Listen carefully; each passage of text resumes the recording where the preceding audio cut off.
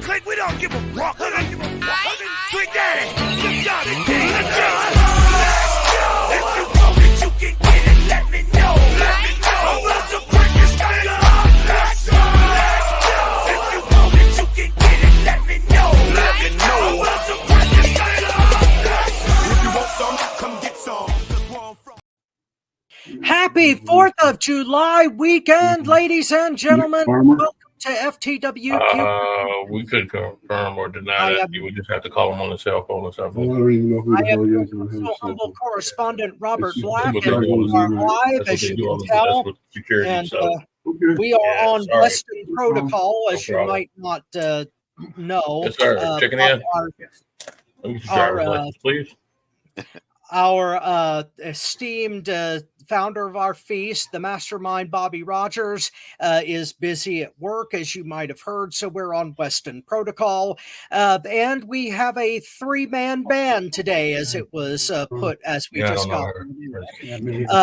Below me is the man from Chicago, Illinois, the silent but deadly wrestling connoisseur who has about as much use for women's wrestling as I have for sound filters. He For $10,000, I can get in. Marcus Buckley. How you doing, sir? What's up, everybody? I'm sitting here trying to avoid all the NASCAR. Back to that part in a second. Oh, are you doing the room now? Huh? You already signed the room? Cool. Yeah, I already did all that. And All that's done. to my side is the founder of our feast, the president of FTW Future Focus, and the guy who does not know how to mute his mic at the moment.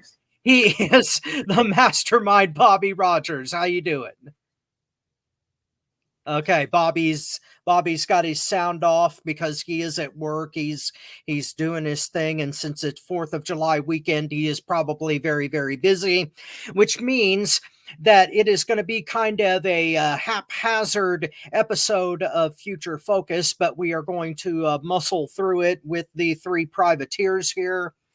And our order of business is to review 2 shows.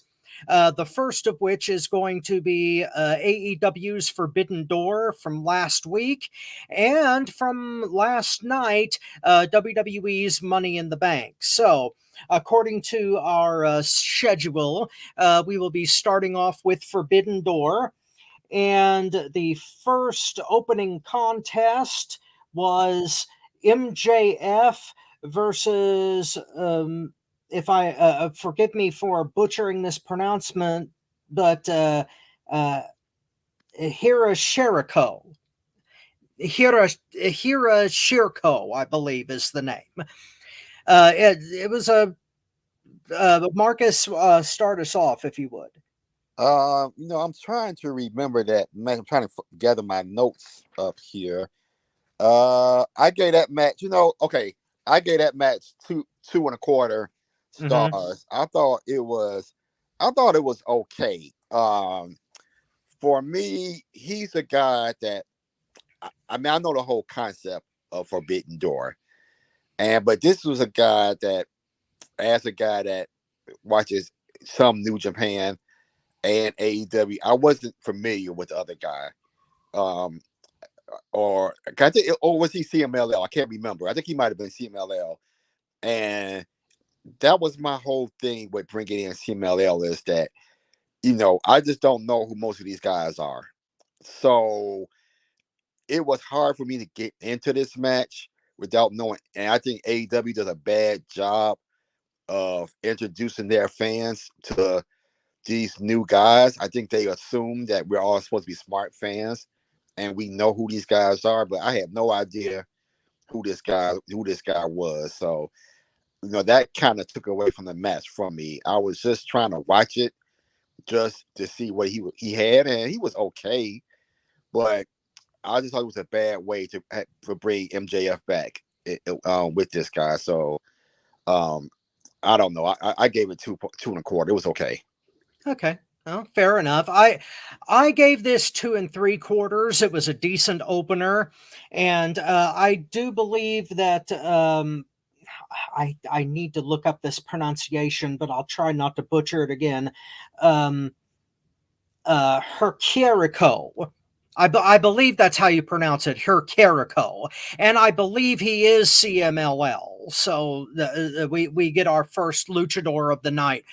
I thought that it was a decent opener, and you're right in the fact that sometimes AEW does assume that we already know something about these guys, and they don't give us a getting to know you package, the build to these pay-per-views. But the luchador was kind of a smart ass, which is what MJF needed, and kind of a light-hearted return for MJF in a match that we pretty much knew he was going to win on Long Island. Was it eased him back in, and so I was a little more forgiving for this match not being like on fire like the rest of the card was. So I gave it 2 3/4, but you're right, it didn't exactly rise to expectations. Bobby, are you free for this match? No, probably not. Okay, we will move on then to the next one, which in order of appearance was the Elite, which consisted of the Jacksons and Okada versus Scissor Act, which was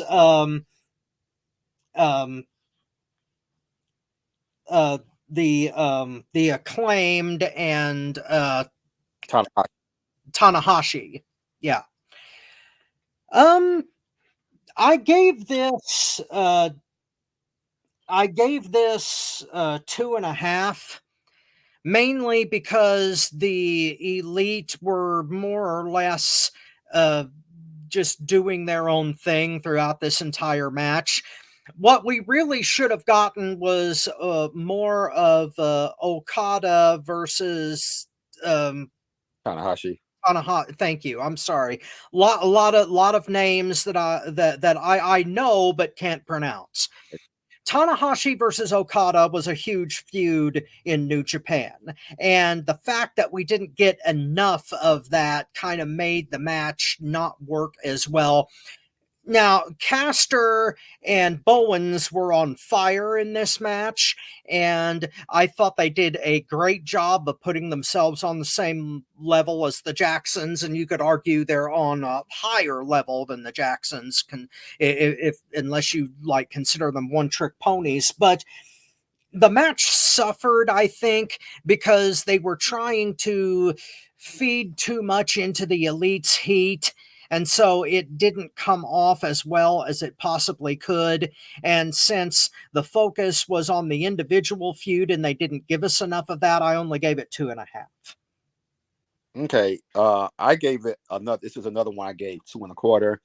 You know, I pretty much agree with everything you said, Rob. I thought this was the Acclaim's best match they've had in a while. In my opinion, actually, I think the Bucks kind of drug them down a little bit. I would have rather have seen the Bucks and the Acclaim one match, and Tanahashi and Okada another match, which I know they wouldn't do because that goes against the theme. But because like 5-6 years ago, oh man, Tanahashi and Okada had some bangers about 5-6 years ago, and yeah. Unfortunately, Tanahashi, again, it's one of those things where Father Time is undefeated. Tanahashi is just not who to be. I mean, but yeah, 5-6 years ago, oh man, they had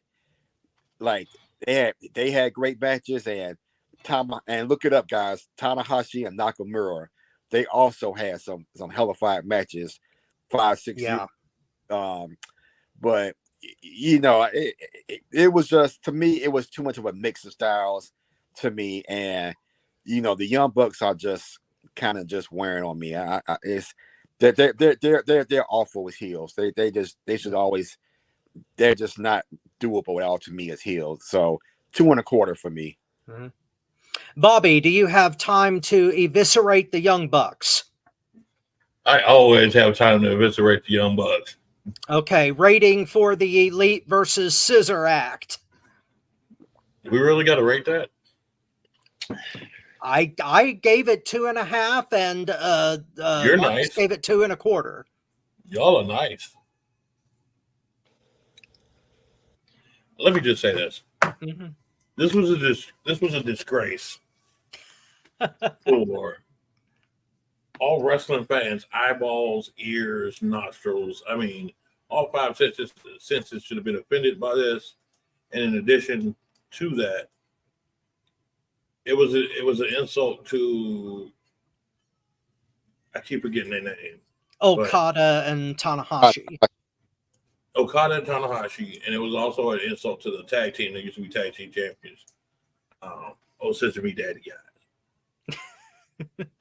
Oh, what do I can't even. I don't even know where to start in this because I had a good day yesterday. I forgot all about this match. I was happy I forgot about this match, and I forgot we were going to talk about it today. And then all of a sudden, doom and gloom comes when this match should have never been on the card. It should have never been talked about. It should never been thought of, and it should have been tossed away like yesterday's garbage. And your ex-wife wants an alimony check. I don't understand why in the I don't want to get into it. Look, this is a -1 to me. This was terrible. Wow. I'm giving it a -1. And it's all because of two people on that thing, because this match was set up so ignorant, so ridiculous. So this whole you could tell everybody just going along with it because, well, the Young Bucks said so, let's go ahead and do it. This was the dumbest, most ignorant, the most vile put together match that I've seen besides the gobbledygookler. I'm telling you, Tony Khan really needs to get his butt kicked in gear, because this is sad. It's absolutely sad. So yeah, -1 for me. Wow. Okay. Well, going on to the next match, we have You could. the first round of the Owen Hart tournament for the men. Bryan Danielson versus Takagi. Marcus, what did you think of this? I gave this match a 4. I Mhm. really enjoyed this match. I know a lot of people aren't familiar with Takagi, but I think he was on my top 25 last year. This guy is really talented, and I think I know he's been on They call it Anthony in Indianapolis Airport. This is Bobby. To me, this was a showcase of his talent right here. I mean, he's really good. He looks better than Okada has in any of his matches in a while. I mean, of course, Danielson does what Danielson does, but I really enjoyed this match. I hope that New Japan puts the title on Takagi based on this performance within a year. For me, I gave it a 4. Cool. I gave it 4.25. I bumped it up a little bit. Takagi really impressed me here. He is like a tank in there, and the fact that he just beat on Danielson unmercifully during this whole thing, and the way that he was selling for Takagi was amazing. Danielson, right now, he can do no wrong. He's on his final stretch as an active wrestler. Something I want to talk about in the Money in the Bank review, and we'll get to that. But Danielson, he has been on an excellent tear since he announced that he's gonna retire, and I can't get enough of what he's doing, because in every match he does, he tells the right story. And in this one, he put Takagi over like magic, even though he won the match. And just both guys gave it everything they had. And so 4.25, they really earned that to me. Looks like Bobby is still busy, so we're going to move along to the next match, which was Orange Cassidy versus Zack Sabre Jr. My take on this match, I gave this 4.25 as well. My God, if you want to talk about a technical masterpiece in like ground game wrestling, the fact that these two guys didn't fly as much as they could have, and that Cassidy was much more of a serious wrestler than usual, and that they actually put a storyline to this, and that Cassidy was like distracted by the best friends debacle, and that he was going into this against one of the best wrestlers in the world. And Sabre Jr. won the match by almost literally tying Cassidy into a pretzel. That was just amazing stuff to me, and I love the way that Sabre Jr. can orchestrate a match in the ring to make you not only care about his opponent but about the substance that's there. So yeah, I had to give this 4.25. I gave it 3.75. Another good match. The right guy won. I think I picked Sabre Jr. to win this, but knowing because that's Tony Khan's play little boy toy there, I was scared that they was gonna let Cassidy win this. But I'm right with you, Rob. I'm glad they kept this match on the mat. That was good to see for once. Sabre again, this showcase, even though Sabre Jr. has been on AEW television a number of times, I just think that this showed again what he can really do. And as much as I can't stand Orange Cassidy's gimmick, he's a guy that raised this to the level of his competition. He put him in with a guy that's really a great wrestler. He raises his game, so I applaud him for that. But good match, 3.75. Cool. Bobby, any thoughts on Cassidy versus Sabre Jr.? Like I said, this match fits Cassidy 100%. I mean, this is his style. He can go with him. And that's the most shocking thing about it. He can do a match like this, but he can't do a very, very serious match. Now, don't get me wrong, they did ground everything, but it's still a little goofiness in there, too. But for all, I got to say, it's way better than the Young Bucks. I give it that. I mean, so I got to give it a 3.25. Okay, fair enough. Yeah, we all agree that Cassidy is better when he's serious, and that's I always appreciate it when he's on the ball and not goofing around. Okay, on to the next match, which was Was it the 6-man? actually no, I screwed up. Cassidy and Sabre Jr. was after this match. We have to cover Tony Storm versus Mia Shirakawa. Bobby, since we've still got you, what were your thoughts on the women's world title match? Predictable. It's like me going to my ex-wife saying, "Do you want to get married again?"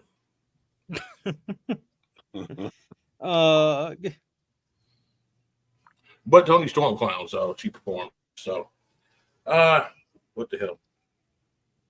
I mean, I gotta give this a 2.25. 2.25. Wow. Marcus, what was your take on it? I gave it a 2. It was okay. Like Bobby said, it was predictable. The best moment of the match for me was the kiss. That was the best moment. I always like seeing two chicks kissing. It's always, well, in this case, 3. Well, yeah. So I gave it a 2. I can't believe this. I really can't. I am going to rate this match higher than anybody else on the damn panel. I can't believe this. I gave this match a 3.75. Oh, okay. Wow. I did because there is a reason that I drafted Mina Shirakawa to Leather and Lace, and this match demonstrates why. I mean, she brought out some of the older elements of Tony Storm the things that I like. And during the match, the gimmick more or less took a back seat to the action, which is basically what I always enjoy in a women's division match for AEW. But Mina really showed out. She and she brought out the good parts of Tony Storm, and the what dragged it down for me was the damn gimmick and all of the extraneous crap with May on the outside and everything with Luther, and just the gimmick once again drove it down for me. I might have rated it a little bit higher if it hadn't been for that, but strictly speaking, match wise, it was 3 3/4 for me. Okay, now since I need to get the order right, the next match was Jericho, Big Bill, and Jeff Cobb versus Samoa Joe, Hook, and Shibata. I can't wait to hear Bobby's take on this. You want to go first here? Yeah, since I got a chance. All you got to say is Jeff Cobb versus Samoa Joe. Mm, That's all I wanted to see. yeah. I've been high on Jeff Cobb ever since I seen him earlier. They don't use him right. Again, another big man that can fly, and people are like ignorant on, oh, what do I do with him? I don't know how to do it. I don't know how to do this. It's getting ridiculous. And I'm not saying this is just as an AEW thing. This is an AEW and a WWE thing. You have big men that can go, and they just don't know how to use them except for this, I am muscle, hear me roar. That's the only thing they can do with them. And it's getting ridiculous. It shows the lack of intelligence that both promoters have when it comes to athletes like this. Samoa Joe and Jeff Cobb should be a main event in any pay-per-view, period, hands down. So my rating on this one, because of the whole match and all the other goofiness that was involved in it, I'm giving it a 3 because they detracted from it. But those two, man. Marcus, yeah, you can go next. I gave it 2.5. You know, I'm with Bobby. I would have liked to see more of Joe versus Cobb. You know, I really hope you get that match one day. That's definitely a main event anywhere in the world, pretty much. For me, the best thing about this match was Jericho did the job. You know, that was the best thing about this match, because he fucked over Hook. You know, at this point, Jericho don't need any more damn titles, especially the FTW championship. You know, he needs to go ahead and drop that bullshit. He needs to drop this stupid ass gimmick that that you know I've always been on record saying is nauseating as far as I'm concerned. But he did the right thing and did the job back to Hook. You know, it wasn't for the title. So 2.5 for me. All right. Well, I was a lot more generous to this match. I gave it a solid 4. It was mostly because I like the work that Hook and Shibata did with Joe, especially when they emulated his walk-away thing with Cobb. That was funny as all hell. There were little things in this match that I enjoyed, especially the individual matchups. Shibata and Big Bill were better than their usual. Shibata is always great to me. Big Bill turned it up some. He showed some personality, especially in this match. But I have to agree, Joe versus Cobb needs to happen at Wembley. That's where it needs to happen. Jeff Cobb versus Samoa Joe at Wembley. I'm calling it out right now. Those two showed and proved, especially the Uranagi that Cobb did to Joe, where he just manhandled him to the mat. I mean, that was, and especially the Judas effect for Hook to Jericho. That was excellent stuff. So it was the little things about this match, despite some of the goofiness goofiness that you guys mentioned, which was there. I hate Jericho's gimmick. All due respect to Ty's side boo, but overall, I thought this 6-man was fun because of the individual matchups, and it didn't drag, and it had personality to it. So I gave it a 4. Next on the agenda is the ladder match for the TNT Championship. And I cannot list all of the competitors here. I didn't get to write them down. But TNT ladder match. What did you think of it, Marcus? I really enjoyed the match. I mean, it was a lot better than I thought it was going to be. I gave it 4.25. I thought Takeshita really stood out in this match. I mean, to me, right now, he's the best Japanese wrestler in the world. To me, right now, I mean, this guy is so good, and he's just being wasted in AEW. I mean, there weren't a lot of spots where guys went missing. To me, like in most ladder matches, I mean, I thought it had a great pace, and there was some hellified spots. I mean, some of these between both companies, some of these people are nuts. I mean, they're doing shit. God damn, you are real nuts. I mean, there were some insane spots. I can't remember right now because it's been a week, but I just wrote down. I should have been more specific in my notes, but I really enjoyed the match. I think I'm still kind of torn for the match of the night, but this may be my match of the night when it's all said and done. 4.25. I gave it a 4.5. It wasn't quite my match of the night. We'll get to that. But yeah, I have to agree with you. There was never a dull moment in this ladder match. MVPs for it would be Shibata, Leo Rush. My God, he was a pinball out there. I didn't mean not Shibata, Takeshita. Yeah. Takeshita. Leo Rush.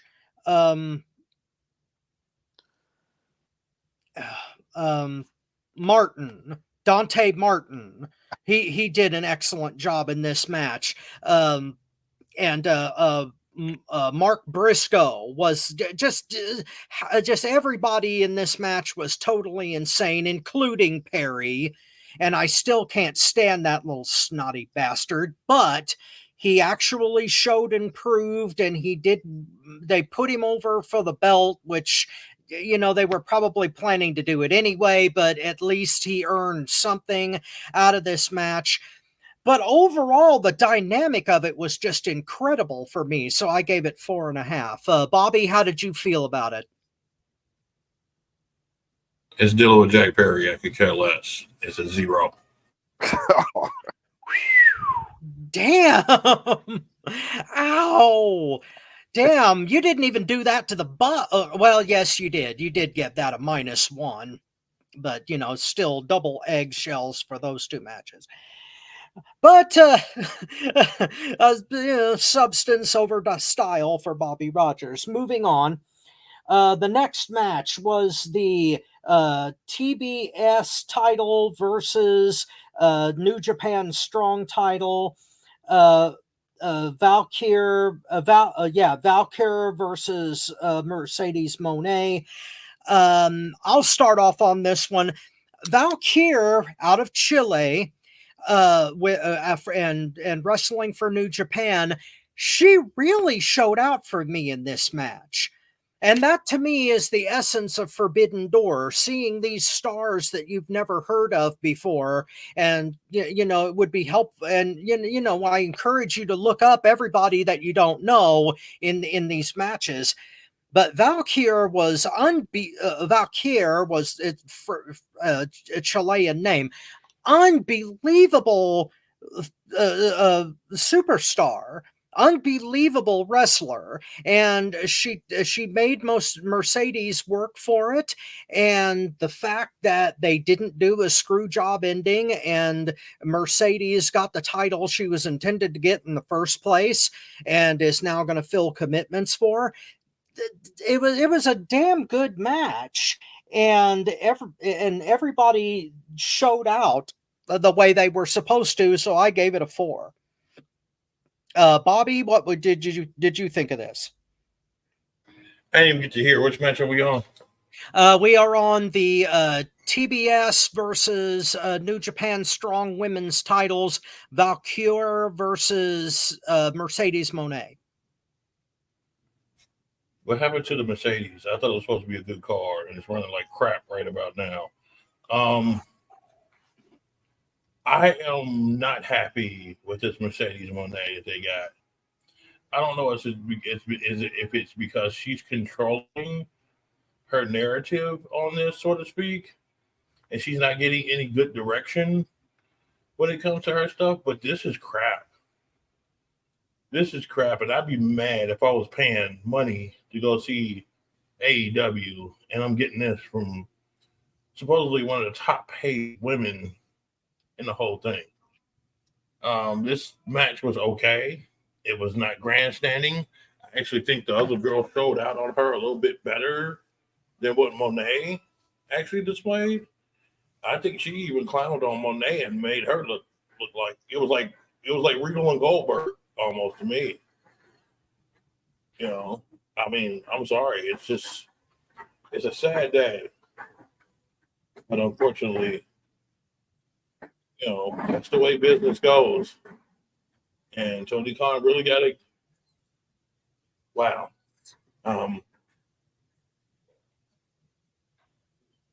She needs that machine behind her. She definitely needs that machine behind her. Because with no machine, she has no type of creative juices whatsoever. Yeah, you could tell everything must have been written for her. The Mandalorian, all that stuff. I mean, it you know, I'm kind of disappointed because I would think, you know, being Snoop's cousin, she would have some type of creative juices flowing through her DNA somewhere. And it was like it skipped a generation when it came to her. So,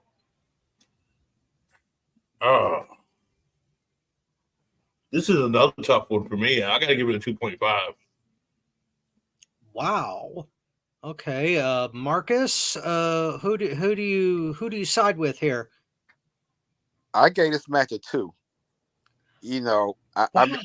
I mean, in my opinion, I mean, I'm right with Bobby. Mercedes didn't show out. She disappointed. What's the other woman's name? What was her name? Valkyrie. Valkyrie was the star of this match, without question. And this was a match where I almost got up and took my piss break on this match. You know, because my Mercedes I have been very unimpressed with her since she came back. I thought Willow was better than her in the last match, and I think Valkyrie was better than her in this match. If I hadn't known either of these women were, first of all, I would say, why the hell would you pay any one of these women $4 million first and foremost? But hold on, wait. There are some women that's worth that. Come on, man. Bobby, another topic. Another day.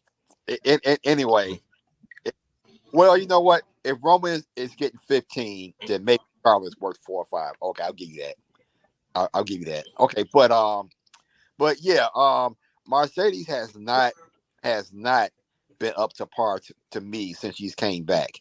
You know, I don't know if she's got her money now, so she's just going to cakewalk it on in or what. But I really like this Valkyrie chick. You know, I gotta say she impressed me. I really like, and I hope we can see more of her on TV. But I can't do no better than a 2. Okay, here's a question that I have for both of you. I think we've got time for it.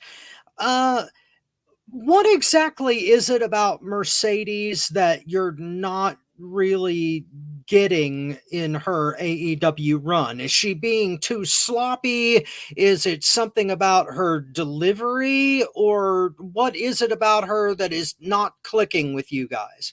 Can I answer this? Oh, go ahead. Sure. Everything. I mean, I'm not trying to be funny here. I'm being dead serious. Everything. Her promos are terrible. Her in-ring work is terrible. she is not performing to the level that she was at. She was at a step up level when she was in WWE. She had that drive in her to where she was getting it. And now it's like, la di da di da. I don't care. Checks in the mail or direct deposit. You know. Does it feel like the same thing that Becky is doing? Because Oh it no, seems because I can't do that to her. I can't say she's worse than Becky though. I can't do that. No. well, it seems to me like since their pay grade has gone up, that they have been a little bit sloppier. Both Becky and Mercedes have maybe lost a step since the zeros picked up. That's That's Hold on. Wait a minute. I got to say this on behalf of Tony. I will go ahead and say this for the respect of Tony not being here. She ain't never had a step. Becky ain't never had a step. She was always sitting up there hiding behind somebody and just following along and winning and getting good matches because of the person she was wrestling. I've said that many times when it came to Becky Lynch. Remember the last time you asked me, well, why don't you like Becky Lynch like that? That's why. Because she cannot do it on her own. She has to wrestle somebody that's good to make herself look good. She can't do average stuff. Mercedes Moné, she can do that. Real quick, because we're about to go into, hey guys, in the words of Chris Jericho, hey guys, fuck that bitch Becky Lynch, okay? That bitch could never come a promo. I don't care if that bitch is making 10 cents or $50 million.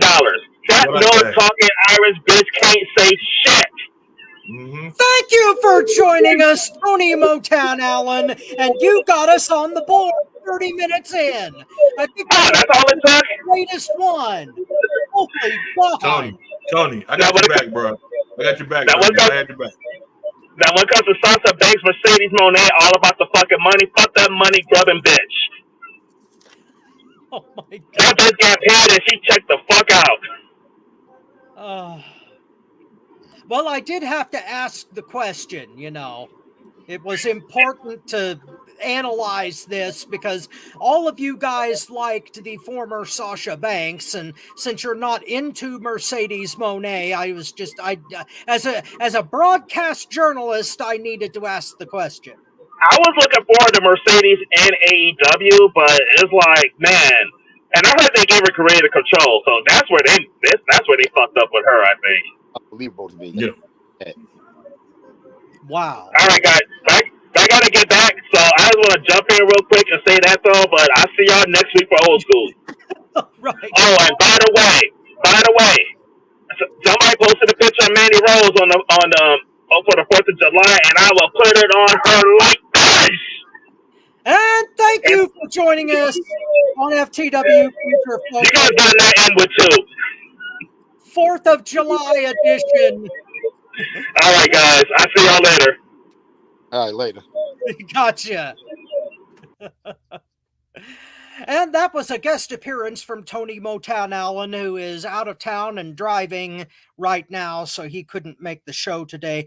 I don't believe that Ty could make it either. I believe she had like weekend plans, so she couldn't make it, which is why we have the 3-man band today. Not the 3 privateers, that's me, Tony, and Marcus, but the 3-man band, that's Marcus, Bobby, and moi. What, no 3MB? 3MB. Good God.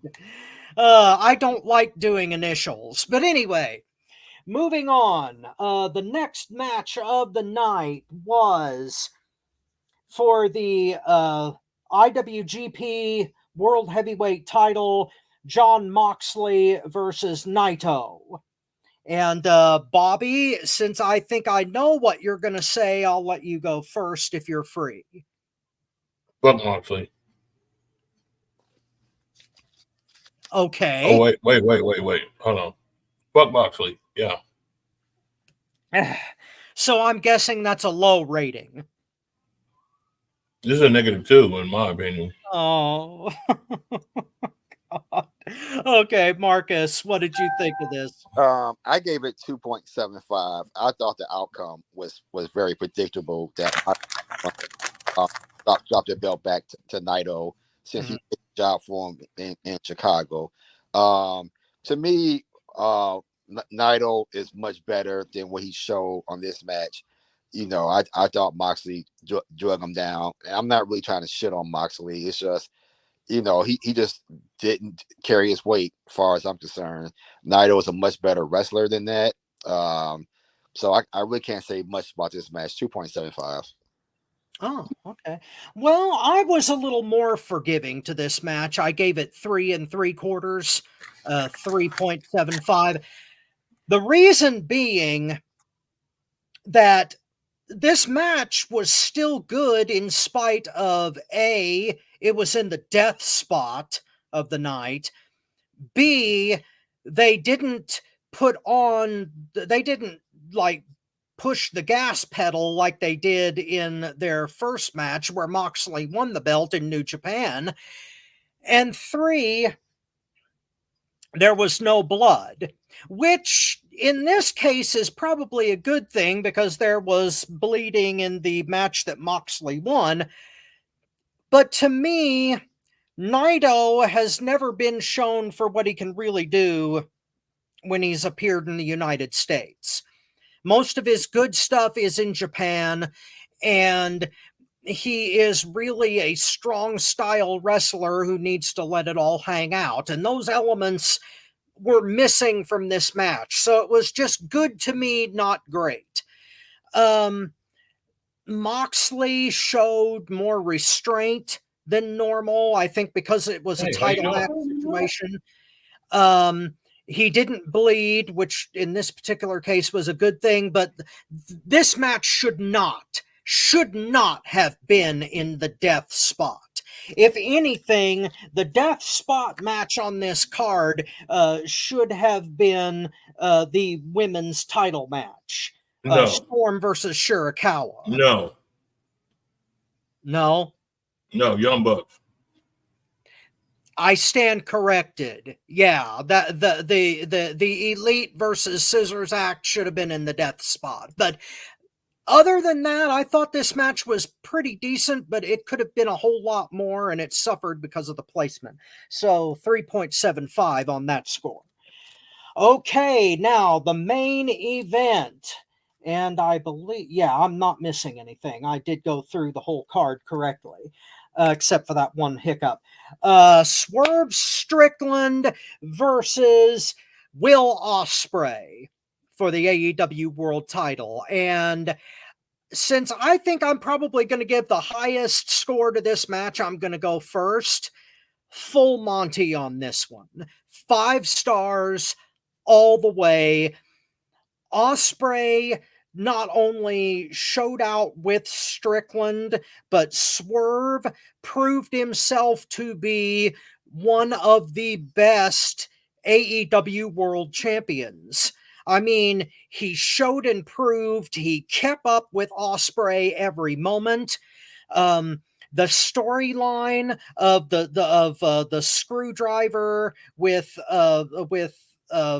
Callis was great. They're leading toward an Ospreay face turn just in time for Wembley. I can't wait to see what they do with this or who they put Swerve with, because my God in heaven, this had everything going for it. And I know that I have given Ospreay some high scores before, but my God, he has earned them. This match was a 5, a match of the year candidate, and I just can't say enough about it. And let's see if you guys feel the same. Marcus. I gave it 4.25. This also, only reason, and I probably shouldn't have marked it. No, what I changed. I'm not gonna mark down for this. I'm gonna give it 4.5. This is my match of the night. I told you I was going back and forth. The only thing I didn't like about this match was, and I know I'm being too critical of this, is that what the fuck is Jim Jones doing coming out with Swerve? I mean, why does AEW get rappers that aren't relevant anymore? They had Trina in New York. They had Rick Ross on there. Now you're bringing out Jim Jones. Talk about Dipset. Jim Jones ain't been relevant in about 7-8 years. What the fuck was he doing coming out there? Just because it's New York. But and I know that's nothing to do with the wrestling match, but that just kind of irked me. But I thought it was a great match. That spot when Swerve did the double stomp on Osprey on the table. Oh I, God, I, yeah. I'm thinking again, man, look, I couldn't have been a professional wrestler. Ain't nobody doing that shit to me. What the fuck? But that was a hell of a spot. That was Yeah. that I mean that I love that spot. That was just incredible to me. I mean, great spot. I'm really happy that Osprey stepped up and said, "No, we not. Don't take the title off Swerve yet." Because I was hoping I picked Swerve, but in my gut, I really thought Osprey they might take it off because again, they have, in my opinion, they have booked Swerve terribly as their world champion. I said that a few weeks ago, and this redeems it a little bit. But again, Osprey for me right now is the wrestler of the year. I mean, he's just every pay-per-view match he's had has been a banger. I mean, I've just really enjoyed his work just coming to AEW. But yeah, 4.5, my match of the night. Yeah, I admire the fact that Osprey put Swerve over and specifically requested it because Swerve deserves to go into Wembley as the champion, and whatever match they do with him with the Owen Hart tournament winner, I can't wait to see what they come up with, really. Bobby, how do you feel about this? Let me go ahead and shock you guys. This match of 4.75. Okay. Nice. Reason being, I think there was a couple of mistakes in here. Again, you have to be trained out to see it, so I'm not going to let down the fourth wall.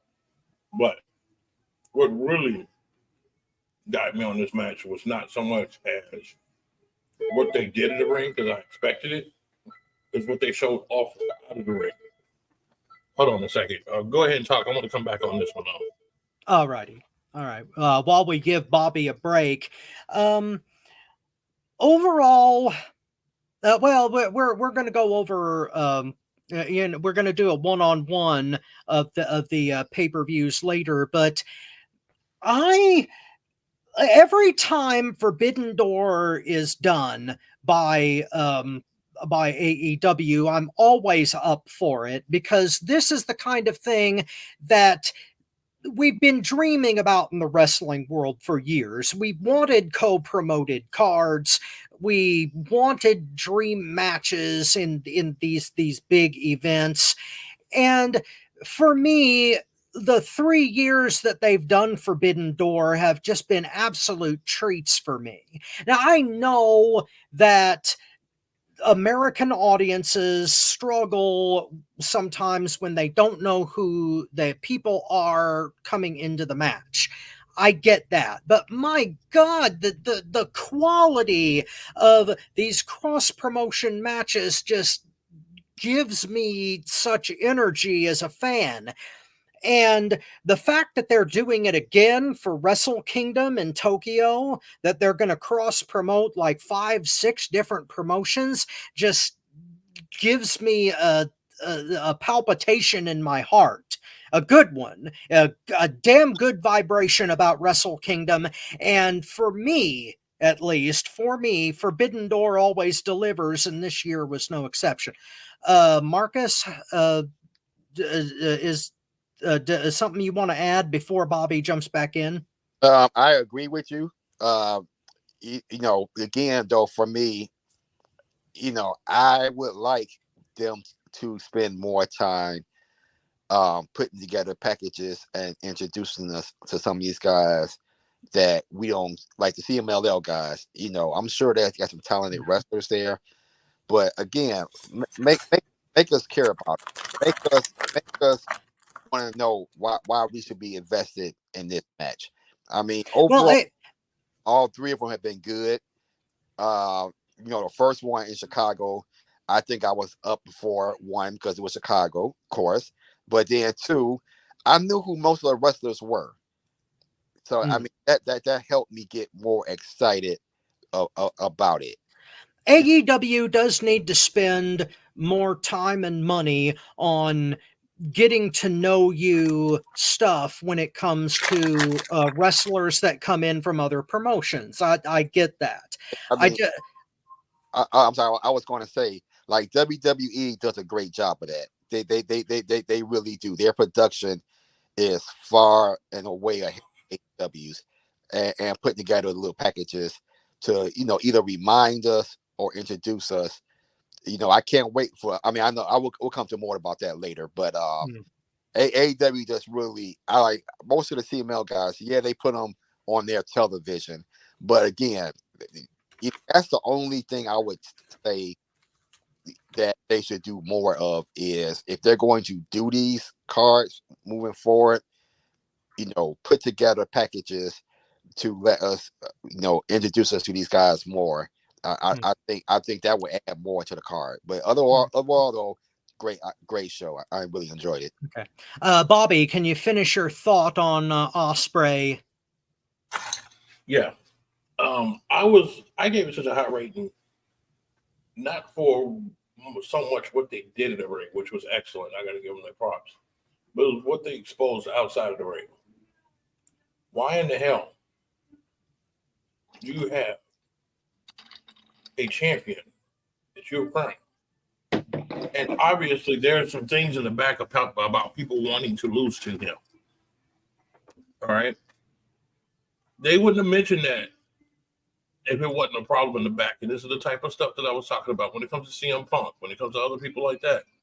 They don't want to follow wrestling protocol because they want to go ahead and try to do their own thing and make themselves look big instead of letting the promotion look big. That's the problem. When you have a world champion like that, there should not be a big thing like, oh my God, he really went and did something to go ahead and have him go over. No, that should be automatic. He's the world champion. The promoter wanted, that's what he gets. And it should not be a big speech about it, but it is an AEW. Guess why? Because their heads are too big for their bodies in the earth.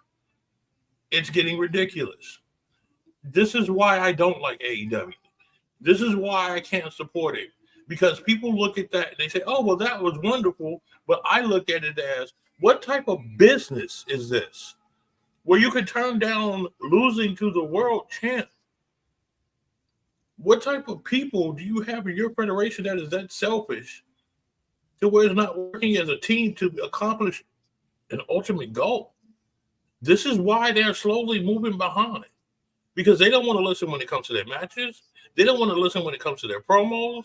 They don't want to listen to a lot. As long as I feel I'm getting over, I'm fine.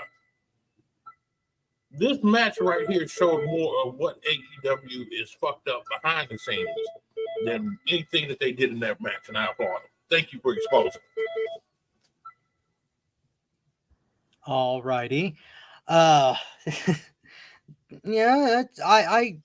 I can't really argue with that. I mean, I understand that things are screwed up backstage in terms of organization, which is what we've always been complaining about with AEW. But as I've pointed out before, I think it's improving. And the fact that this card, with all of AEW's backstage problems, the fact that they can put on a show like this, once they get all of those things straightened out, which I think they will, I can't imagine what kind of company they're going to be. Okay, we've completed Forbidden Door, and now we're going to move on to Money in the Bank. And since Bobby is on the phone, I think we will go on to me and Marcus. Money in the Bank men's ladder match. First up, first come, first serve. Marcus, what did you think of it? Let's see. I gave this match. What did I give this match? I think I gave this match a 3. It was okay. A lot of crazy spots. That's been a theme of both the ladder matches from both shows. There's just a lot of insane spots. But the difference between this match and the TNT Championship match is the other match told a much better story than this match. I didn't have Drew winning this match. I really thought it was going to be what guy LA Knight. I really thought he was going to win this match. But I didn't. I was really surprised when Drew won this match. But again, a lot of big spots, but just didn't tell much of a story. And for me, I know this is a gimmick match, and it's about the hot spots. But the matches like this that I've enjoyed over the past is when they get some kind of story thrown in there, instead of just a bunch of bumps. So that's why I couldn't get this match a higher rating. So I gave it a 3, just on the hard work and the crazy bumps that were taken. Okay. Bobby's on the phone, so I'll give my thought here, and maybe he'll be off by the time I'm done. Marcus, I kind of agree with you on this one, but kind of not. I gave this a 4. I rated it a little bit higher. The reason being that there were a lot of crazy spots. That's true, but there were more pacing issues with this ladder match than there were with the TNT ladder match. There was more people lying on the floor and then jumping in and out and doing their shit than there was in the TNT match. The TNT match was more fluid for whatever reason. And I disagree with you a little bit on the story. They did tell a story in this match, which was McIntyre getting his Money in the Bank shot. And if I knew then what I know now, I probably would have rated the match as low as you did, for reasons that I'll explain later. But overall, some crazy spots, yes, but there were pacing issues here, and it didn't quite congeal the way the TNT match did. For whatever reason, AEW does gimmick matches better than WWE does, and I think it's because they have fewer limits. They're willing to push the envelope more. So I gave this a 4 because of the overall effort from everybody in there. I thought Carmelo was going over, honestly. Yeah, I would have been a whole lot happier had they done that, but for reasons I'll explain later, I was upset. But overall, I gave this a 4. Bobby, are you free? No, doesn't look like it. All right, we'll move on then. Second match on the card for the Intercontinental title, Sami Zayn versus Braun Breaker. What did you give this, Marcus? This was my match of the night on this show. Wow. I gave it 3.75. I was really surprised that Sami won. I thought it was a lock that Breaker. I thought this was the reason why Gable didn't get the title. I forgot the card. That the last pay-per-view. I really thought they were going to put this belt on Breaker. But even though Breaker lost this match, I still think he won. I mean, he looked incredible in this match. I mean, I'm really I think without question he'll be the world champion by the end of 2025. I mean, he has everything that it takes. I mean, he just Sami really made him look good in this match. This was a match where, to me, there were no losers. I still think Braun should have won the title, but he looked. I was really impressed. He showed me some new things that he didn't do in NXT. I mean, he stepped this game up really good tonight. 3.75 for me. I gave it the same rating. It wasn't my match of the night, but I agree with pretty much everything you said. Breaker has all the tools that he needs, except for that stupid name, and the fact that he's becoming too much of a generic heel. He needs a little bit more. There's something missing with me for Breaker. Either it's I don't know whether it's a pacing thing, whether it's a generic thing, or whether he's got the skills. There's no doubt about that. And Sami Zayn made him look damn good. And I'm not upset that Sami kept the title, because he's one of the only underdog babyface champions that WWE is using correctly right now. And the fact that he won in front of his own home country to offset the fact that they screwed him over with the Roman match, I can allow that. But other than those things, I can agree with everything you're saying about that. So yeah, I give it 3 3/4 on that basis. Bobby, do you have enough time to give us Money in the Bank men's number, and can you chime in on Zayn versus Breaker? Money in the Bank men's number, I'm giving it a 3-5. It was good. It was steady. I just don't like multi-man type stuff.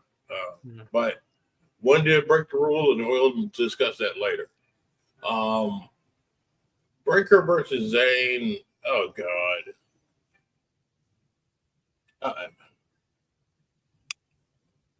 I like Breaker. I like him a lot.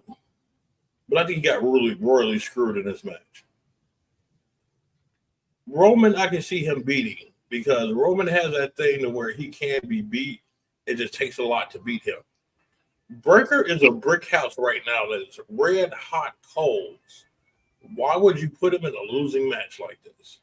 I would have never put him in a match like this if he was going to lose. He would have been straight red hot, streak going. He's burning everybody. His wins will come few and far between with the way he works. Unfortunately, Sami Zayn should have never beat this dude. And I'm a Sami Zayn fan, and he should have never beat this guy. You know, he should have lost, gave him the belt, and been trying to fight to get that belt back. And Breaker, the type of character he's playing, he should be mauling him. It should not be no, oh, I'm going to do this and do the Hurricane and give you a knee to your face. No. Braun Breaker should be mauling this dude. He's not somebody that I would see on the street and say, oh my goodness, they're going to have a good fight. No, I'm going to say, Braun Breaker going to whoop your ass, dude. Just go ahead and get your hospital bed ready, get your insurance together, pay your premiums so you can be all right and you can be cool. This was a disappointment. I gave it a 1.5. Oh, because of the result of the match. It was the most. It made me mad. It was almost like the Young Bucks. It infuriated me that bad. Damn, that's hard, especially the elite comparison. I wasn't expecting that. Well, moving on to match 3, world title match, Seth frickin' Rollins versus Damian frickin' Priest. Bobby, while we got you, what'd you think of this one? I like this. I did like it. And I like the whole setup that it went into it. It was predictable, but still the way they pulled it off kind of was like, oh, hell no. They got him. From Drew McIntyre getting that title, he gave it away in his promo about a week ago that he was going to cash it in. So everybody that was listening knew, okay, he's going to cash it in and Money in the Bank. Who is it going to be? And then all of a sudden, guess what? You get the mixed bag. Sure did. It sucked. It was like, all right, well, we know what's going to happen. But the ending afterwards made up for it. Because it was this is what you call a genius piece. Because not only did he mess over Drew McIntyre, he also got to screw over Seth Rollins at the same time. So he got a 2-for-1 bag and walking out of there laughing because he don't like either one of them. I loved it. I love this. And this concept is something that and I'm not going to name the promoter,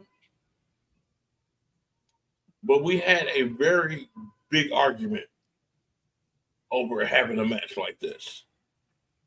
This is what you call a genius match. Because people look at it as one way, but they don't. Some people will not look at it other. Most people will get it in the end. Some people will initially get it. Some people will get it later on once they think about it. But they'll eventually get it. And you'll leave just a few people that'll be like, I didn't understand that. They don't make sense. No, that was beautiful.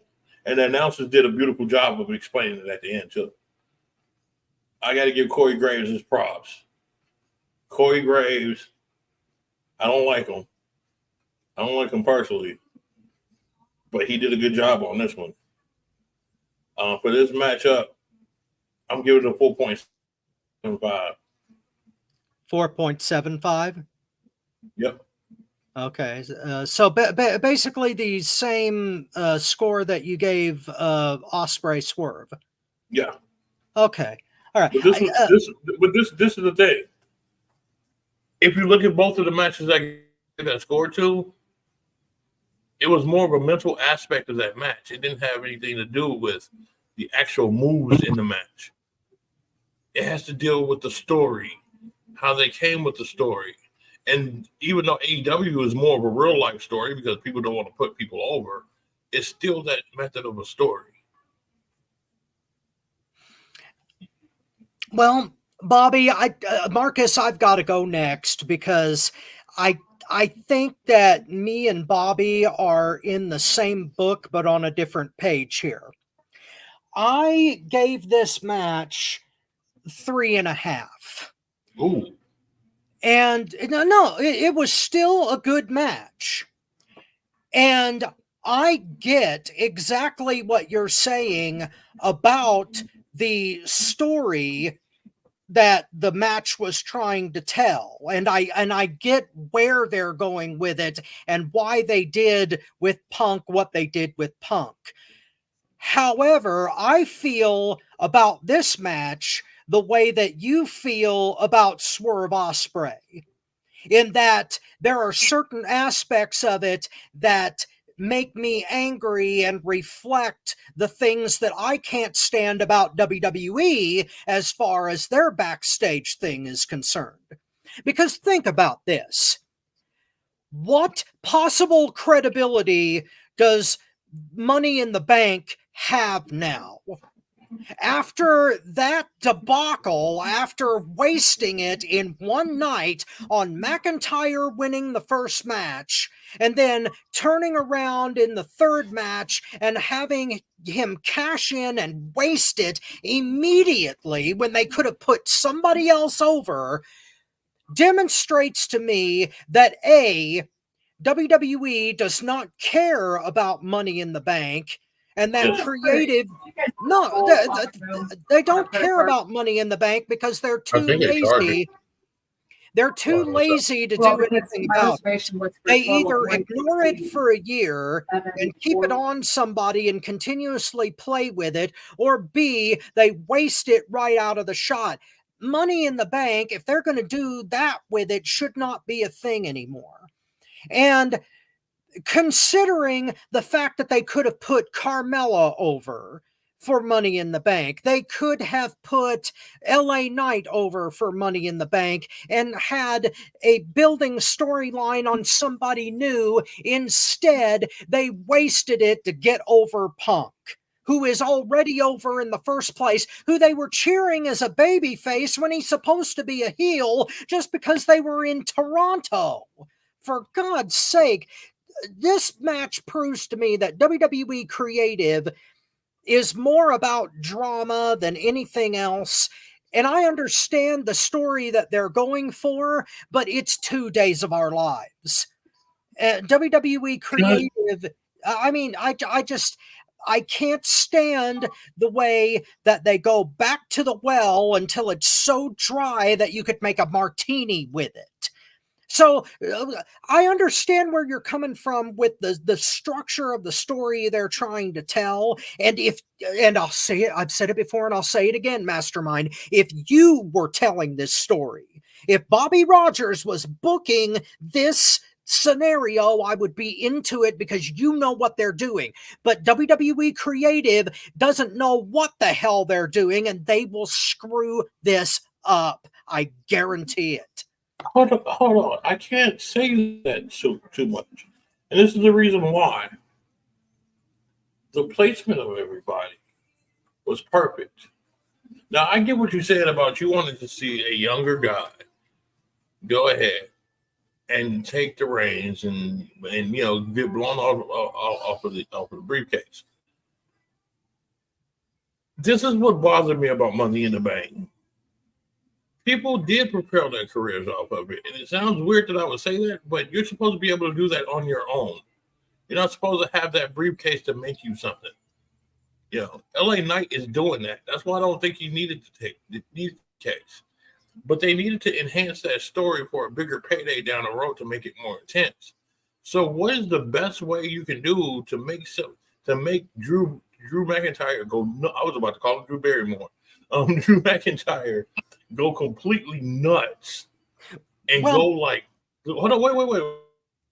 I was about to say Drew Barrymore made her career by taking shortcuts too, but that's not important right now. And thank you for joining us on FTW Future Focus. But he goes full Scottish Psycho because he got screwed out the title again.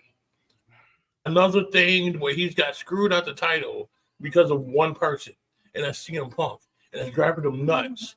So the match is going to be way more intense. I get why they did that, and that was to me that was the perfect way to use the Money in the Bank because everybody in that match didn't need it. The only one I could have said that probably could have propelled off of it was Andrade, and really Andrade really hasn't done nothing. I'm thinking when Charlotte gets back, that's when he's going to start propelling. So I think it was an excellent way to use it. I think that they did it well. I think they put it together to where you can see that he's going to be crazy. He's already decked Adam Pearce because of it. If you didn't see the press conference, he's nuts right now. No, I didn't see the press conference. Oh, God. That press conference would have made you probably change your mind on why they did it. He's crazy now. This dude is like obsessed. So when it gets to that fight with CM Punk and they finally let them go at it, the whole roof is going to go off that place because, he's going to be intense. He's going to want to go, kill him. Punk's going to want to kill him. And I'm going to be honest with you. The way they're making this dude that ticked off, I don't think Punk's going to win this one when it comes to them two. Well, we'll see. Marcus, where do you fall on this? Do you think that Money in the Bank was wasted on this, or do you think Bobby's right? I'm torn. Because initially I was right with you, Rob. I gave it 3.5, and I'm with Bobby. I love the story that they told, but at the same time, I hated that the way they did Money in the Bank. But listening to Bobby, I'm kind of like, that's an interesting point. But I'm with. It's like I'm with both of you guys. It's like it's a weird dynamic because I'm with you, Rob. If they're going to keep doing this Money in the Bank, then the whole purpose of it is to get a next guy a push. That's the whole purpose of Money in the Bank. And if they're going to keep using it, then to me, I was disappointed that they shitted it away with it not done for the whole year. And to me, it just looks like Hunter isn't a fan of the Money in the Bank because, this is the second, in my opinion, fucked up thing he did with it. We had Theory go after the United States title with it. I'm like, what kind of shit is that? So I don't know if it's a thing where Hunter is trying to fade it out eventually or what. I don't know. But I love the story. With I didn't see the press conference, but I'm looking forward now. I'm really looking forward to when Punk and Drew meet, and now you're doing that nuance, and now you really gonna have Seth in it because now he's screwed. He can't get any more title matches until Priest until someone else gets the title. So I like how they do that in, but I still think it sucks that now the men's Money in the Bank is out of play for a whole year. So I'm kind of torn with it, but I gave the match 3.5. 3.5. Okay. Can Well, I say this? Can I say this sure. real Go quick? ahead. Go ahead. I get what you're saying because this is one of the places to where it is the way it's set up. It's like a fork in the road. You can go either way, you know. But the genius of it to make you don't know what's going to happen. I'm going to tell you what's going to happen later on. This is why I say Drew McIntyre is going to go nuts. CM Punk is going to find a way to get over on him during the match. This is probably going to happen at SummerSlam. And then Seth Rollins comes out and screws CM Punk. I can see that. Yeah. I see how the dynamic's coming. Mm-hmm. I'm wondering if Seth down the road going to get the belt back. So even further down the road, we're going to get Seth Rollins and CM Punk again because of this situation. That's what I'm looking at is more long-term down the road, how much money they're going to make off of doing this. And this was a genius move to make that cheese. Because now you're going to have a main event, hopefully at WrestleMania, of Seth Rollins and CM Punk for the world title. And you still got the Scottish guy going nuts, going after CM Punk this whole time. And then think about they get into that WrestleMania match, they go at it. CM Punk is ready to go ahead and take that title. And guess who comes out again? Drew McIntyre. But when he does try to do something, it backfires and gets Seth Rollins.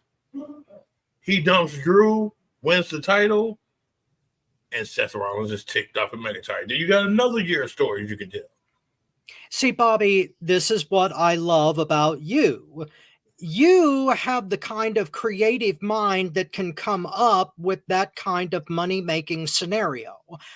I do not have the confidence that the clowns running WWE Creative are going to have that vision, and somewhere along the way it's going to get derailed and we're going to get something completely irrelevant or illogical at WrestleMania or SummerSlam. It could fall apart by then. If you were in charge of it, yes, but they're in charge of it, so I'm not confident they can get that far. Yeah. Our next match on the docket is going to be the women's Money in the Bank. And I'll since we were so into that debate, I'll let Marcus start this one out. I gave this 3.5. It was a decent match. Again, you know I'm on record as saying that I don't think they should have women's gimmick matches. And for the most part, I still feel that way. But this was an exception. This was good. I mean, these ladies took some crazy ass bumps, and I gotta take my head. I gotta give props. You know, some of these women are fucking nuts. That spot where EO did that sunset flip on EO Sky, I'm like, what the fuck is wrong with these women? I mean, that was insane. Again, Yes. yeah, I wouldn't have done that shit. Hell no. It was absolutely nut. It was absolutely crazy. But some of the overhead suplexes they did. I mean, I gotta applaud these women. They put their bodies on the line, and I don't know if we're gonna have time to do moment of the pay-per-view, so I'm just gonna say it now. Whew. Get it ready, Rob. That split that Naomi did matters. Oh my God, Jesus Christ! All I know is if I was Jimmy Uso, she would be repeating that move for weeks on end. Oh my! I was just thinking, God damn, that is a lucky man to have that. I mean, but Naomi looks incredible tonight, and I don't mean because her wrestling. I mean, it was Whew. You know what? That's not even too dirty for the show, but I will give you a complimentary thank you for joining us, Marcus, for just the sheer love that you show for Naomi's hindquarters. I will give you that. I will give you that one for sheer love of the game right there. But I thought the outcome was predictable. I think we all knew that Tiffany Stratton was going to win this, and I'm interested to see which way that they go with it. I mean, she's a great talent, and I'm just but yeah, I take my ladies 3.5. Okay, Bobby still got you. What did you think? Dude, I had first thought Tiffany Stratton was going to win, but I forgot. Chelsea Green was in this match. Oh yeah, man. People don't realize this is Chelsea Green's wheelhouse. Yeah. Chelsea Green can clown in this environment, and she did just that. Tiffany Stratton impressed me. Io Sky impressed me. Zoe Stark impressed me. My God. I'm sorry. Guess what? They get a 5. 100% all day, unadulterated, match of the night, match of the weekend, probably match of the year. These girls clowned. Call them bozo, cookie, wizard, whatever you want to call them. I'm telling you. Oh my God. Me and Wendy was watching this, okay? And we both said, what the hell? I'm telling you, this is a match that you cannot and should not miss. I don't care how long it is before you watch it. I don't care if you watch it 2 months from now. Your jaw will drop. This match was off the charts. It deserved every bit of the 5-piece that it gets. And I'm telling you, they got a list of these girls right now that's going to take over the wrestling industry. And that match right there is the stepping stone for them to do that. I know Marcus should probably look at me like this dude talking about women taking over the industry, but look what they did. Look what they did. This is beautiful. This is absolutely beautiful. So, yeah, they get the absolute perfect, as they say in Street Fighter 2. And I was just, I got to say, I was blessed to see this match. This was awesome. This is absolutely awesome. Cool. Marcus, were you about to say something? No, I was just gonna say, I mean, yeah, they did good. I was impressed, but take over the business. Bobby, I think you're a little generous with that one, but we'll see. We'll see. You know, was I right about WrestleMania? What'd you say about? Remind me what you said about WrestleMania. That women would eventually end up being the main event of WrestleMania. Well, I mean, yeah, if you want to take because that was that bullshit with Ronda Rousey, I mean, okay. Wow. I mean, if you want to count that. Wow. Okay. I mean, okay, yes, technically you was right. Yes. Okay, yes, you were. Technically, yes. Okay. Well, I fell in the middle of you guys. I gave this match a 4 1/4, and it was also my match of the night. The only reason it didn't get a higher score is because there was a slight bit of drag at the beginning of the match where they were teasing Chelsea Green's fear of heights, which paid off in the end. That last spot was a hellacious crash, and Chelsea Green sold that like an absolute champion. So the pace of the match was really slow to start out with, but when it picked up, it was dynamic. And I have to agree with Bobby in that the women's division of WWE has a hell of a future ahead of it if we've got Stratton, Stark, Io, Chelsea, and Tiffany on top of it. All right. Yeah.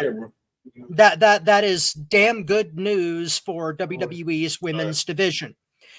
I was okay with Stratton winning the match. She earned it. The spots were just completely awesome, and I'm surprised that nobody got seriously hurt between Stark and Io on the shot that they took off that ladder. But my God, as far as ladder matches go, it's hard to get any better. We saw like 3 dynamic ladder matches, like exceptional ladder matches in the space of a week. And it bodes well for the future of not only the match, but the women's division. So I had to give it 4.25. That was also my match of the night. I am not. Marcus might have walked away for a minute, so we may be. I'm right here. Oh, okay, okay. Main event: the Bloodline versus Cody Rhodes, Kevin Owens, and Randy Orton. I'll let you lead us off, Marcus. I thought this match was okay. I gave it 3.25. I mean, to me, I think they just gave us a little taste of Jacob Fatu. I can't wait for anybody who's listening that has not seen him yet. You all are going to be impressed. This dude can go. So I think we just got a little taste of him. But you know the match to me was pretty predictable. They just is definitely going the same route as the previous Bloodline storyline. I thought the match itself was okay. Everything to me was pretty much predictable. So on 3.25. Okay. Bobby, are you with us or can I go? Okay. All right. Bobby is on the phone, so it's up to me. I was a mixed bag for this match. I gave it 3 3/4. It was a good, solid, traditional 6-man tag team match. I will give it that. I was more impressed with Tommy Tonga than I was with Jacob Fatu. I don't know whether that's because they're holding back on him or because they were giving him too much of a hired thug role and they didn't really want to let him go. Now he was impressive in a couple of spots where he no-sold the dead drop DDT and things of that nature. Fine. Jacob Fatu comes with a reputation, and that's fine too. I like the fact that they didn't ignore that. But to me, the real highlight of this was the chemistry between Owens, Orton, and Cody. They worked the crowd to magic, especially Kevin Owens in front of his hometown crowd. Well, his home country crowd, anyway. And the thing that drug it down for me was that the Bloodline has gone on way too long. You remember what I was saying a little while ago that WWE goes to the well until it's as dry as a martini? The Bloodline thing, even though they've revamped it, it's kind of like becoming NWO Black and White versus NWO Wolfpack. It's become too bloated. It's become too much of a thing, and it's taken over every damn thing that it touches, and it's time for it to finally wind down. And I hate the fact that they have to bring back Roman Reigns to kill it off because he was supposed to be gone forever. The thing was, after Mania 40, the rumor was he was supposed to retire forever, and that only lasted 3 months. They're probably going to bring him back before SummerSlam. But Solo Sikoa does not have the charisma or the chops to be the tribal chief leader character of this thing. And taking Paul Heyman out of the equation on those guys is really going to suck the energy out of the room. And the fact that they focused so much on Solo Sikoa and his issues with Owens, Orton, and Cody, and the fact that Cody had the job to Solo, and then that's the direction they're going to go for his next challenge, drug the whole thing down for me. So there were positives and negatives to this whole thing. The match itself was acceptable, and it had a much better pace than any of the crap that Roman was involved in for the last year and a half. But it was just a mixed bag for me. So I'm at 3 3/4 with this. Bobby, are you free? Okay. Okay, there we go. This match, I gotta say, I enjoyed. And this is the reason why I enjoyed it. It made sense to what they're going for. I understand why Solo won. I kind of predicted that was going to happen. It was just a given. My thing, how do I say that the correct way? It says sound like a jerk.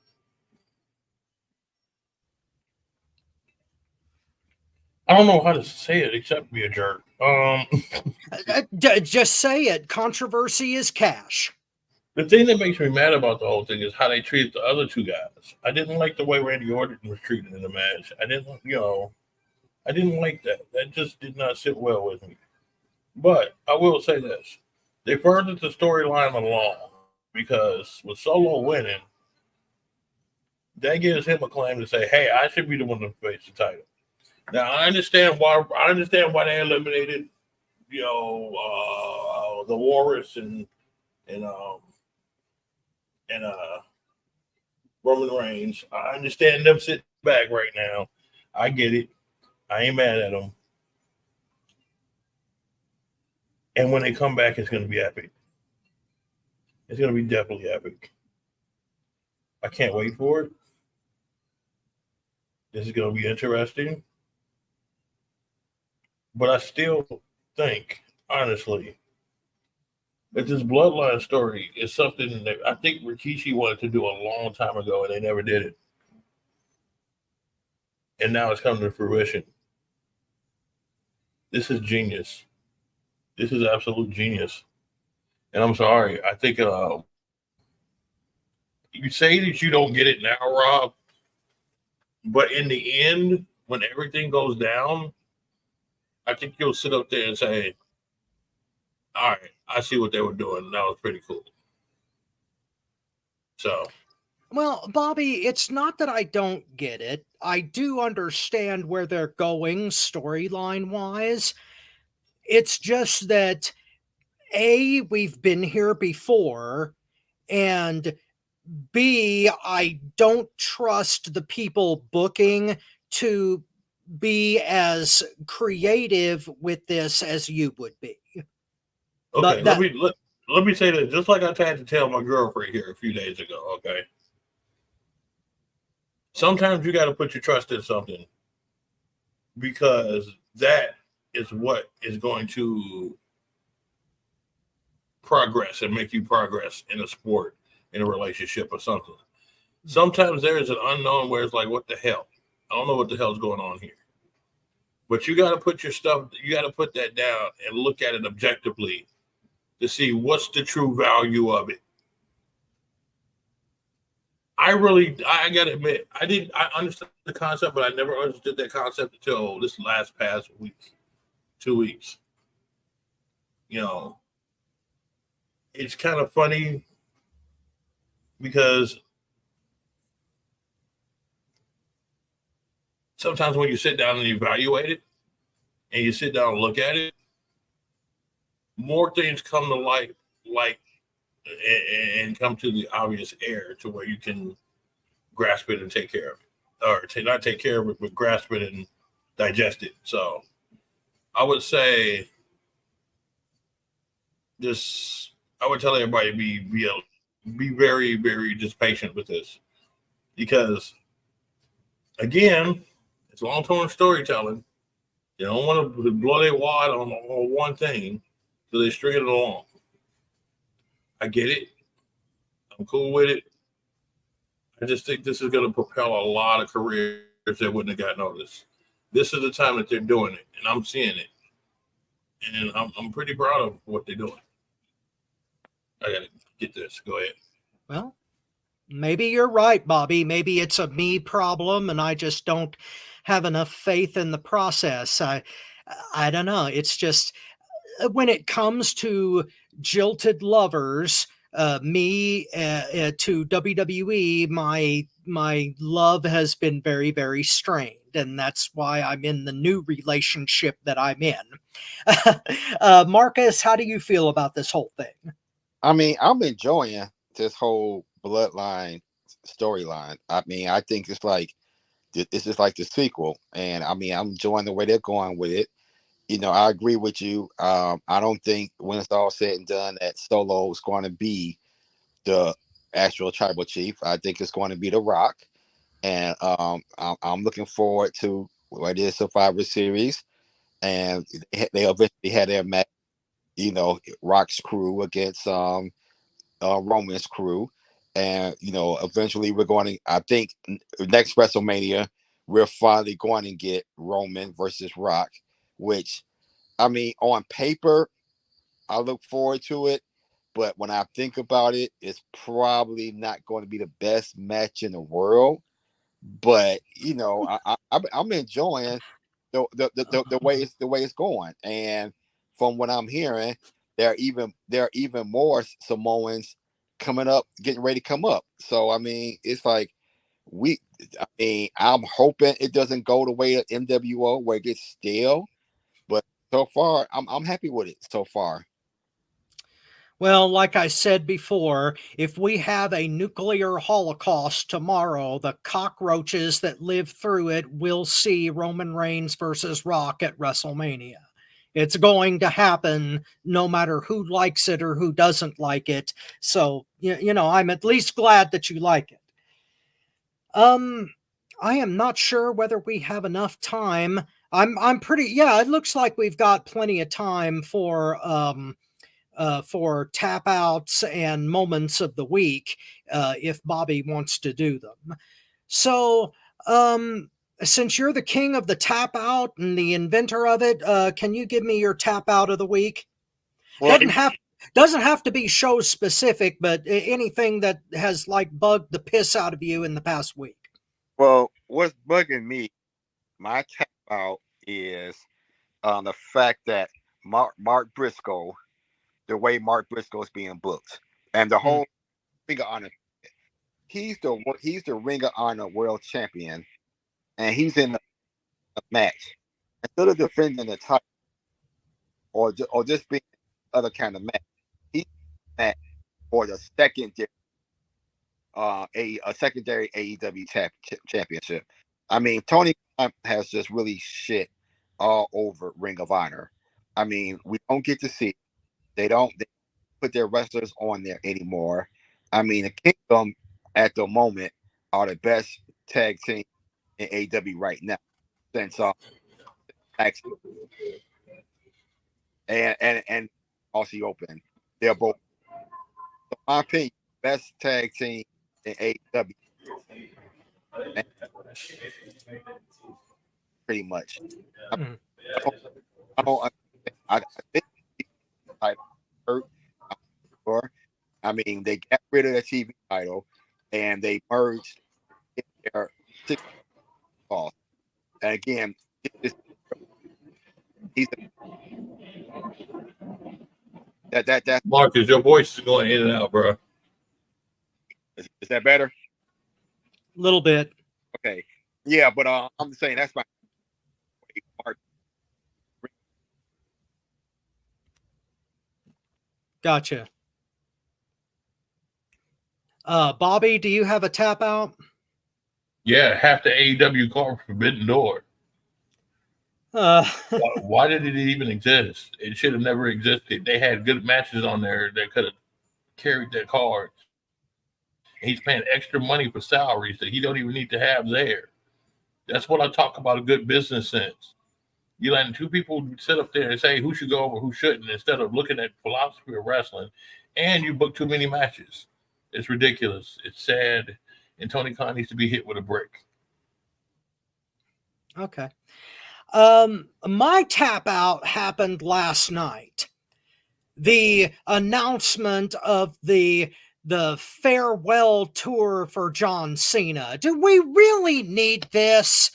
Yes. The son of a bitch has been a part-timer for years. He spent 3/4 of his time in Hollywood, and Bryan Danielson and Sting already did this. So, number one, it's a ripoff. Number two, we have to see Mark Wahlberg's stunt double have crappy matches on Raw, SmackDown, and pay-per-views for 6 months. And number three, the guy is already semi-retired to begin with. So we don't need this. I don't want to see Cena put over or go over anybody in a WWE ring at this point. He was already destroyed by Sikoa once. He should be out 100% completely. I don't want to see his ass again.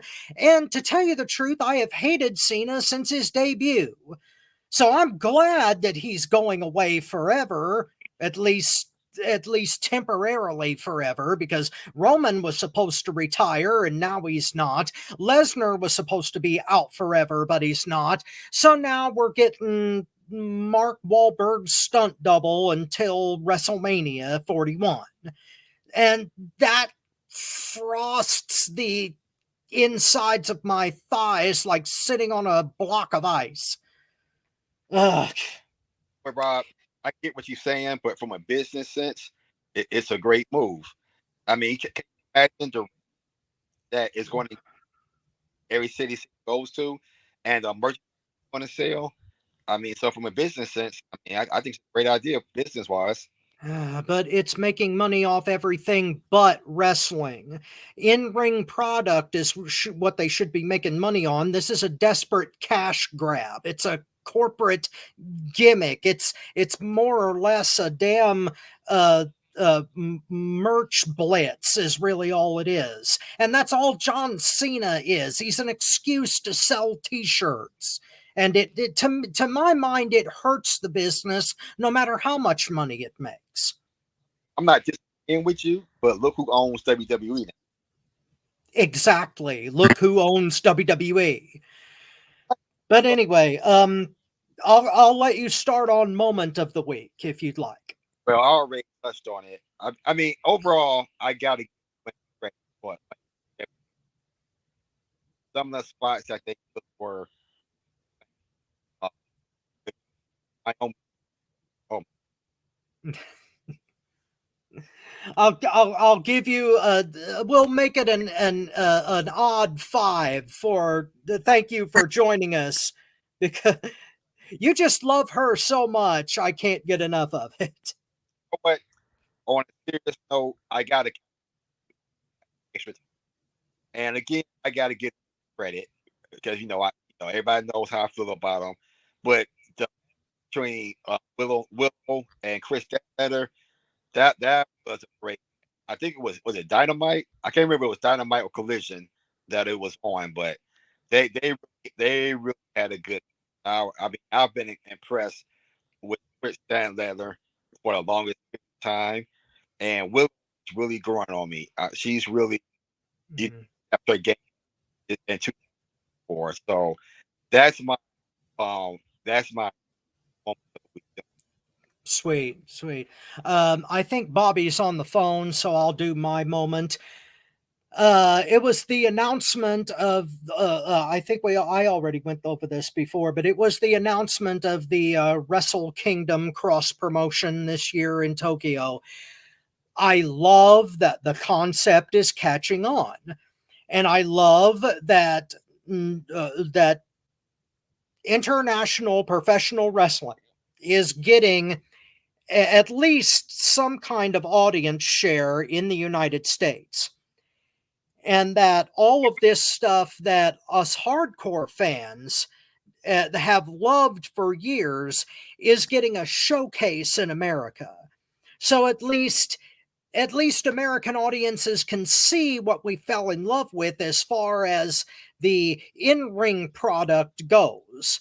And I hope that it finds an audience and sustains it in the United States, and that the New Japan Strong Dojo gets more attention through this. And I'm just, when these announcements happen, it has the opposite effect of the Cena Seniors Farewell Tour. That warmed the cockles of my heart. So announcement of Wrestle Kingdom was my moment. Bobby, you got one? Oh, okay. Well, Bobby looks like he is not. So on the same line, for anybody listening, if you have access, I know it's not like a big name networks, but access matches, and they show their cards maybe weeks after they. And I just got watching the tournament. I mean, I didn't know the last word, but I mean, the New Japan junior tournament is always great. I mean, it was funny. But eliminating match better than event to me. These guys look great. I can show Wrestle Kingdom. You know, it'll be after, but check out it has act. Man, they really. Yeah. Access TV with New Japan Pro Wrestling. Always love that stuff, and even though they do kind of time delay it is excellent stuff. And I love when international wrestling gets a chance with American audiences. So yeah, I'm with you there, Marcus. We have covered all of our topics this week. I think that we need Bobby to close out the show when he gets a chance, but since we're on Western protocol, we can't end the show unless he's ready. Bobby, did you want to volunteer a moment, or are you ready to wrap up? Okay. All right. Well, ladies and gentlemen, it was a shorter but very sweet show with our three-man band here. So on behalf of myself, Marvelous Marcus Buckley, the mastermind Bobby Rogers, this is your not-so-humble correspondent Robert Black signing off for FTW Future Focus. We will see you in the future. Let's hit that James Brown. Hit it. How you feel, brother? Feeling good. You feel good? Feeling good. It's groovy. Play so much bone, brother. How you feel, man? I feel all right. I call your name. I don't want no people to know you're in here. How you feel, fella? Hey, Jam! Sure getting down. Look at him. Ha! We're gonna have a funky good time. We're gonna have a funky good time. We're gonna have a funky good time. We're gonna have a funky good time. Let's take them up, Fred. We gotta take you high. Yeah. All right. You wanna do it again? You wanna do it again, huh? Yeah, let's do it. We gotta take you high. Yeah. Hey. Brother. Now I want everybody. Let Fred blow about 2 choruses. And then I want to wave you in. Let's go and do that. We did this now, all right? I'm going to get that fella with the little horn over there. You know, James, horn on me.